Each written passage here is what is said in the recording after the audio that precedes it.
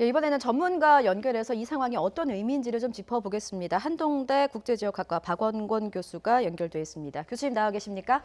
예, 안녕하세요. 예, 지금 속보가 전해졌죠. 이게 미 연방 총무청이 조 바이든의 승리를 선언을 한 건데 이 발표는 어떤 의미로 볼 수 있겠습니까?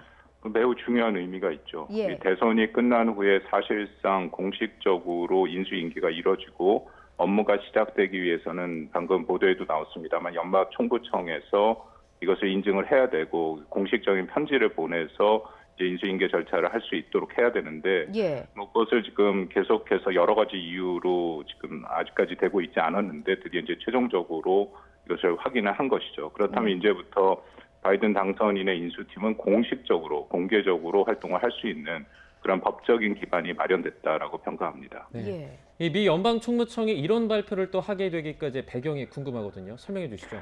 그렇습니다. 이거 뭐 트럼프 대통령의 지금 트위터에서 다시 밝혔는데요. 지금 약간 둘의 말이 다릅니다. 그 청무청, 그 연방 총무청 그 청장인 에밀리 머피 같은 경우에는 예. 자신이 이것을 스스로 결정을 한 것이다라고 판단을 했고, 뭐 여기에 트럼프 대통령을 딱 집어 얘기를 하진 않았지만 뭐 백악관이나 그 주변에서의 어떤 압력이 있지 않았다라고 얘기를 하고요. 예. 아마 이 지금 공개 서한이 가자마자 이것이 또 언론에 공개되자마자 트럼프 대통령이 트위터를 올렸는데 예. 그 트위터 내용을 보면 자신이 아직도 뭐 이 결과를 승복한다라는 얘기는 전혀 없고요. 다만 지금 그 연방 총무청에서 하는 공식적인 업무, 공개적인 업무를 해라라고 지시를 했다라는 거죠. 그렇다면 예.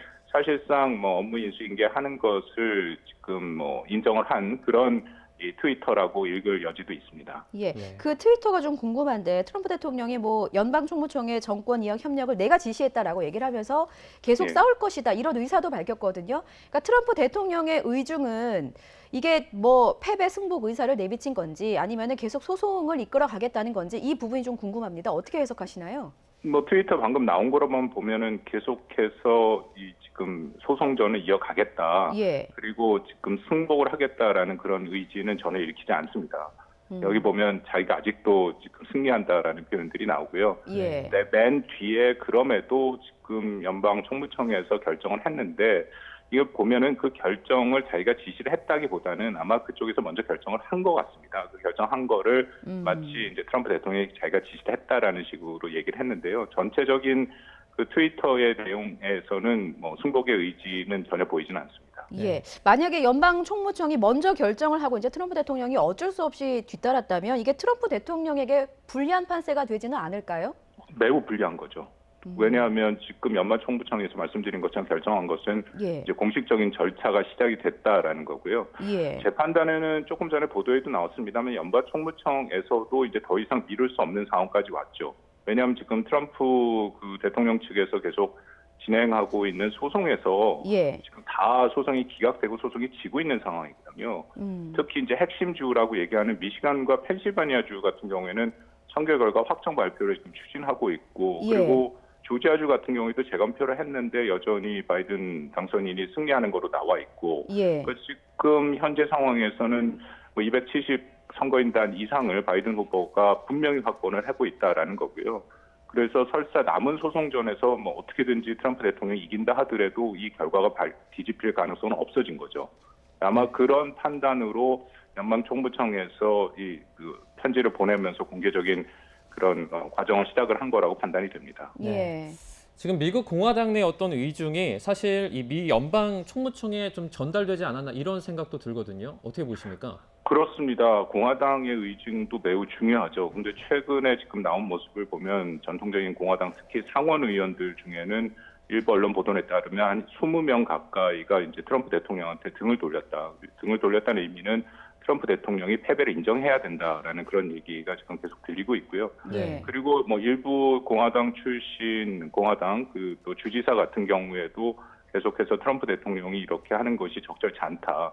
그러니까 지금 전반적인 분위기가 공화당 뭐 여전히 트럼프 대통령을 지지하는 분위기가 없는 것은 아닌데요. 전반적으로 이번 선거의 패배는 인정해야 된다라는 그런 지금 워싱턴의 분위기가 읽히고요. 거기에 따라서 이 결정도 영향을 좀 받았다라고 판단이 됩니다. 예. 앞서 교수님께서 이제 바이든 당선인이 법적인 어떤 권한을 갖게 됐다고 말씀하셨는데 사실 그동안은 이제 연방 총무청이 승인을 하지 않으면서 뭐 자금이라든지 인력 지원에 어려움이 많지 않았습니까? 이제 앞으로는 이 바이든 당선인은 어떤 행보를 할 수 있게 되는 겁니까? 이제 공식적으로 인수인계가 가능해지는 것이죠. 예. 그래서 자금도 지원을 받고 사무실도 지원을 받고 그리고 가장 중요한 것이 이제 트럼프 행정부의 관료들과 접촉을 하면서 업무를 인수인계를 받아야 되는 것이거든요. 예. 이 부분은 조금 더 기다려 봐야겠습니다. 왜냐하면은 지금 인수인계를 과연 트럼프 행정부의 그런 관료들이 핵심적인 관료들이 제대로 할지에 대해서는 아직도 좀 의문시 되는 부분이 분명히 있거든요. 근데 사실 이것이 굉장히 중요한 것 중에 하나다라고 판단은 합니다. 예. 네. 그 트럼프 대통령 같은 경우에는 사실 뭐 재검표를 많이 요청하지 않았습니까? 조지아 같은 경우에는 추가 재검표도 요청을 했고요. 그러면 이렇게 요청한 것들은 뭐 다 바로 취소가 되는 겁니까? 어떻게 되는 겁니까? 아니요, 그 부분은 아마 트럼프 대통령이 계속 가져갈 생각이 있습니다. 얼마 전에 그 줄리아니 트럼프 대통령 측의 변호사가 다시 기자회견을 했는데 끝까지 이것은 부정선거다 해서 소송을 가겠다라는 얘기를 계속 하고 있고 트럼프 대통령도 어제까지 트위터에서 할 것은 법적으로 처리할 것이 많다라는 그런 입장을 전혀 굽히지는 않고 있거든요. 예. 그럼에도 아까 말씀드린 것처럼 전반적으로 핵심 주가 결국 경합주의 결과가 중요한데 예. 특히 이제 12월 8일까지 선거 결과 확정이 돼서 선거인단 확정이 돼야 됩니다. 예. 그것이 확정이 되면 그 다음에 소송을 하는 것은 별로 의미가 없어지거든요. 그 소송을 해도 그 결과가 확정된 선거인단의 숫자가 바뀔 가능성은 거의 없습니다. 그래서 트럼프 대통령한테는 지금 별로 시간이 없는 상황이고요. 근데 그럼에도 지금 소송을 하고 있는 핵심 경합주의 내용들, 소송이 지금 다 기각이 되고 아까 말씀드린 것처럼 예. 미시간, 펜실바니아 그리고 조지아 같은 경우에도 다시 재검표를 요청을 했는데 그것이 뒤바뀔 가능성은 거의 없는 상황이거든요. 그렇다면 전반적으로 지금 트럼프 대통령한테 불리하게 가는 것은 분명히 보입니다. 예, 교수님께서 언급해 주신 이 핵심 경합주 가운데서 미시간주의 경우는 이미 바이든 후보 측의 바이든 당선인의 승리를 선언을 했거든요. 이렇게 예. 되면은 트럼프 대통령이 핵심 경합주에서도 점점 설 수 있는 입지가 줄어든다 이렇게 봐도 되겠죠. 그렇습니다. 미시간주 같은 경우에는 지금 16명이고요. 펜실바니아주도 20명인데 아마 펜실바니아주에도 곧 확정을 할 것이다라고 발표가 나올 것 같습니다. 그렇다면 지금 그 공식적으로 확인된 것이 바이든 후보가 선거인단 306명이고요. 트럼프 그 대통령이 232명이거든요. 예. 이 결과가 뒤바뀔 가능성은 거의 없는 거죠. 그래서 소송전을 말씀드린 것처럼 해봤자 이것이 바뀔 가능성은 없기 때문에 일단 12월 8일까지 그래도 뭐 트럼프 대통령은 계속 소송을 갖고 갈 가능성은 큽니다. 예. 그럼에도 어떤 선거 결과 자체가 뒤바뀔 가능성은 이제 거의 없어졌다. 그렇게 판단이 되네요. 그 트럼프 대통령이 계속 소송전을 끌어갈 가능성이 크다고 이제 말씀을 해주셨는데 그동안의 트럼프 대통령의 행보를 보면 연방 대법원까지 이것을 끌고 가려는 것이 아니냐라는 분석이 상당히 많았었거든요. 예. 근데 연방 대법원으로 가져가려면은 미국 법에 따라서 일단 주에서 이 문제들이 1차적으로 해결이 돼야 됩니다. 주법원이 있고 주 대법원에서 그 결과가 나와야 되고요. 그 다음에 이제 연방 대법원까지 가져가는 그런 결과가 지금 그런 순서인데요. 예. 대부분 지금 주 법원에서 이게 기각이 되고 있습니다.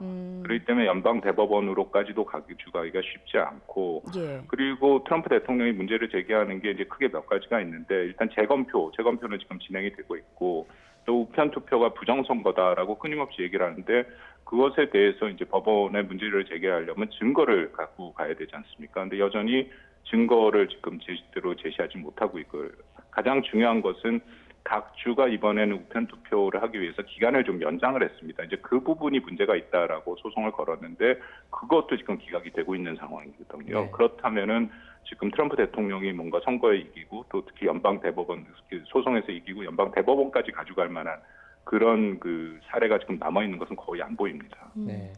이제 백악관 인수가 애초에 지연되면서 이 미국 민주당과 총무청이 또 기싸움을 벌이고 있다 이런 분석도 많이 나왔었는데요. 이제는 이런 모습이 완전히 해소된다고 봐도 되겠죠? 그렇죠. 지금 이제 빨리빨리 진행이 돼야 되고 특히 인수인계가 늦어지는 거에 대해서는 뭐 미국 내뿐만 아니라 전 세계적으로 많은 우려가 지금 진행이 되고 있죠. 특히 미국 입장에서는 여전히 매일 그 코로나 확진자가 기록을 갱신하고 있고 25만 명 이상이 사망을 하고 있는데 예. 뭐 아시다시피 최근에 트럼프 대통령 대선 이후에 이 코로나에 대해서 전혀 어떤 조치를 취하지 않고 있는 그런 상황이거든요. 그렇다면 이 바이든 당선인 쪽에서 이 일을 맡아서 해야 되는데 인수인계가 안 되고 그 연방 총무청에서 이것을 공식화하지 않으니까 아무것도 지금 못하는 그런 상황이었거든요. 근데 이제는 이 부분에 대해서 뭔가 확인이 되니까 적극적으로 진행이 될 거고, 그리고 바이든 당선인은 그럼에도 지금 인수인계뿐만 아니라 지금 새로운 행정부를 꾸려가는 그런 작업은 계속하고 있죠. 뭐 토니 블랭크는 국무장관 내정자로 얘기를 하고 있고, 지금 내각 인선을 발표하겠다 얘기를 하니까 굉장히 속도를 내고 있는 상황이거든요. 이번 아마 연방 총무청의 이런 결정으로 좀 더 빨리 인수인계와 내각 구성을 비롯해서 새 정부를 구성하는 그런 데 속도를 받고 나갈 가능성이 있다라고 생각합니다. 예. 오늘 미 연방 총무청의 이 바이든 당선인이 명백한 승자라고 이제 승인을 한 것에 대해서, 인정을 한 것에 대해서 미국 사회가 어떻게 반응을 할 것인가도 궁금합니다. 사실 그동안 이제 대선 과정을 거치면서 분열이 굉장히 심각한 모습을 좀 내비쳤는데, 이게 네. 또 분열을 봉합하는 것이 바이든 행정부의 과제가 될 것 같기도 하거든요. 어떻게 받아들일까요? 그렇습니다. 근데 그거는 시간이 좀 많이 걸리겠죠. 예. 지금 현재까지 나온 투표의 득표수를 보면 트럼프 대통령이 7,100만 표 정도, 그리고 바이든 당선인도 7,500만 표, 이 역대 최대표의 득표로 당선이 되고 역대 최대 득표로 낙선이 되는 상황이 지금 벌어지고 있거든요. 이전에 2008년 같은 경우에는 오바마 그 당시의 후보가 6,900만 표, 그것도 역시 최대 득표로 당선이 됐습니다. 그런데 트럼프 대통령은 그것보다 200만 표 이상을 지금 더 받은 그런 결과가 나오고 있죠. 그렇다면 트럼프 대통령을 여전히 지지하고 있는 7천만 명이 넘는 미국인들을 어떻게 통합을 할 것이냐. 그들의 상당수는 트럼프 대통령이 말하는 것을 인정하고 믿고 있거든요. 이번 선거가 부정선거다라는 계속 그 프레임을 여전히 갖고 가고 있으니까, 그 바이든 지금 새 행정부의 가장 우선적인 숙제는 이 분열된 미국을 통합하는 그 문제이겠죠. 예.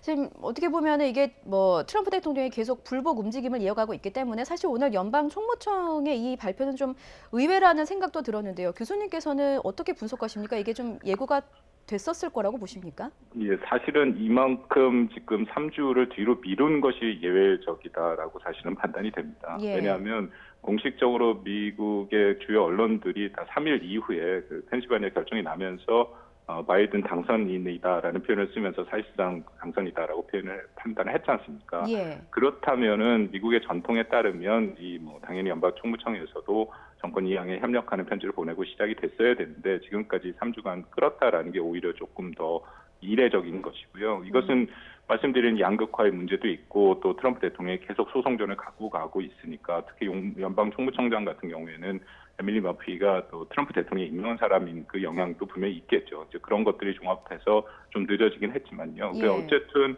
연방 총무청의 입장에서도 더 이상 이것을 미룰 수는 없죠. 그러니까 말씀드린 핵심 지역에 지금 소송 결과가 다 나오고 있는데 이걸 더 미룰 수 없는 상황까지 왔다. 그래서 이것은 연방 총무청이라는 기관의 기능 차별에서 더 이상은 이것을 미룰 수 없다는 판단을 해서 에밀리 머피 청장이 결정을 한 것이다라고 판단이 됩니다. 예. 네. 저희가 갑자기 속보가 전해지면서 우리 교수님 급하게 연결했는데 이렇게 좀 잘 해주셔서 고맙습니다, 교수님. 예, 감사합니다. 예, 잘 들었습니다. 지금까지 한동대 국제지역학과 박원곤 교수였습니다.